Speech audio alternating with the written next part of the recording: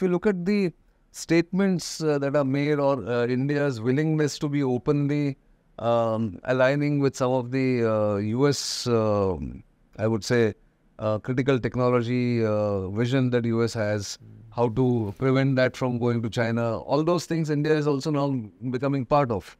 This entire trip that Prime Minister Modi made to the US was built around emerging and critical technologies and how they can sort of work together, have joint ventures, and how they can be leveraged for things. The CHIPS Act, which the United States has promulgated, is meant to prevent China from getting the high-end technology.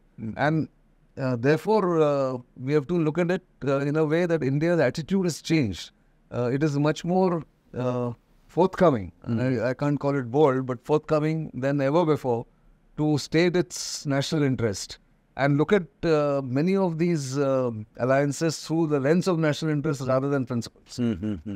So would you say the Modi visit to the US also kind of led to some kind of agreement or an understanding about India's military commitment or response in the event of a Taiwan? Well, I don't think, as I said, I think this needs to be looked at it in a proper perspective. The Indian military study that we are talking about, or even India's military assessment, that India is unlikely to send boots on the ground to Taiwan, and is not like going to be there physically in terms of naval ships or whatever.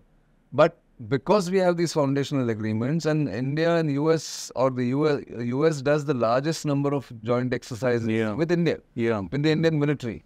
And the defense cooperation is central to India-US relationship for almost 15 years now. And it's only going to increase because now you have dual-use technology in terms of those critical and emerging technologies, which will also be used for the military. So I think that broad agreement remains.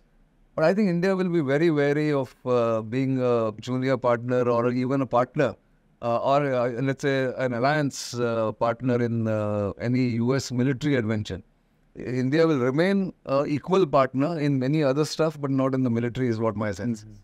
Isn't it time we gave up about these, thinking about being junior partner, being coerced by somebody? We're a big guy, No, we are a big guy, so we want to behave like that is what I would feel. But yes, these are deeply embedded.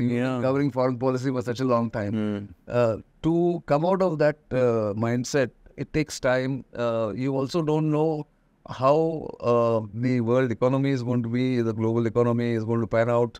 You're still vulnerable in many issues because we have large population, a large country. So I don't think India wants to choose the sides very clearly or very openly. But I think Indian interlocutors must be telling the Chinese that you are the ones who don't want us to go there, and yet your actions push us there every year or every month because you know this. So it's a contradiction in terms, but that's the reality.